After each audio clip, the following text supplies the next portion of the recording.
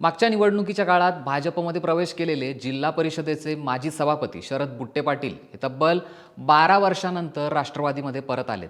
त्यामुळे पुण्यात आता भाजपला मोठा धक्का बसणार आहे। पण नेमके कोण आहेत हे शरद बुट्टे, त्यांच्या प्रवेशाने राष्ट्रवादीला नेमका काय फायदा होणार आहे हेच तुम्हाला या व्हिडिओतनं सांगतो। शरद बुट्टे पाटील हे पुण्यातलं खेड तालुक्यातलं एक मोठं नाव आहे। 2014 मध्ये त्यांनी भाजपमध्ये प्रवेश केला होता। भाजपमध्ये प्रवेश केल्यानंतर त्यांच्याकडे भाजपची उत्तर पुणे जिल्हा अध्यक्षपदाची जबाबदारी देण्यात आली होती। तसंच जिल्हा परिषदेतील सभागृह नेतेपदही बुट्टे यांच्याकडे होतं। शरद बुट्टे पाटील यांनी 3 वेळा खेड तालुक्यातील भामा खोऱ्याचं प्रतिनिधित्व केलंय। तब्बल 15 वर्ष ते जिल्हा परिषद सदस्यही राहिलेत। तर एकदा गट राखीव झाल्याने त्यांनी समर्थक महिलेला बिनविरोध जिल्हा परिषद सदस्य करून जिल्ह्यात इतिहास घडवला होता। त्यातूनच त्यांच्या नेतृत्वाची चुणूक ही दिसून आली होती।